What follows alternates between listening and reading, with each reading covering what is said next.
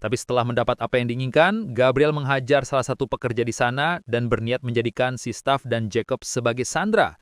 Sebelum pergi, Gabriel gak rupa mengunci kembali para petugas lain, sementara Jacob dan si Staff digiring keluar.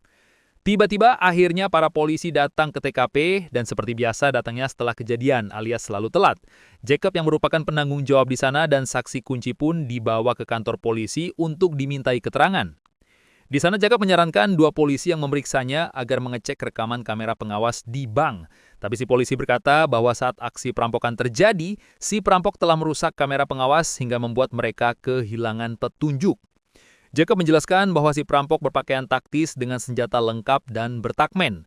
Sontak si polisi itu pun menunjukkan sebuah foto dengan ciri-ciri yang hampir sama. Setelah diamati, Jacob merasa bahwa orang di foto bukanlah orang yang merampok bank. Jacob dibuat syok karena kejadian itu menimbulkan korban dan membuatnya tidak bisa memberi kesaksian lebih pada polisi. Akhirnya mereka pun harus menunda proses penyidikan sampai kondisi mental Jacob stabil. Kemudian Christine dan Sofia yang tentu mengkhawatirkan kondisi Jacob langsung menjemputnya untuk pulang. Beberapa hari kemudian, Jacob yang diberi masa cuti merasa sangat stres dan terus dihantui rasa bersalah. Jacob merasa sangat-sangat bersalah karena nggak bisa berbuat apa-apa, apalagi ada korban jiwa saat kejadian perampokan kemarin. Di pagi hari, Jacob yang lagi melamun dihampiri tetangga bernama James yang merupakan mantan agen FBI. James yang mendengar tentang perampokan dari berita menyampaikan rasa dukanya pada Jacob. Sebagai tetangga yang baik, James mengerti dengan perasaan Jacob dan dia pun memberinya sebuah obat penenang.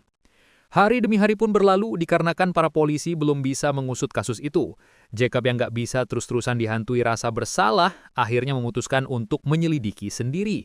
Dia pun meminta bantuan James sebagai orang yang berpengalaman dalam dunia kriminal.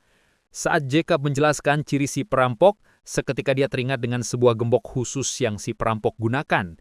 James yang merasa bahwa itu sebuah petunjuk, dia pun langsung mencari gambar gembok yang dimaksud.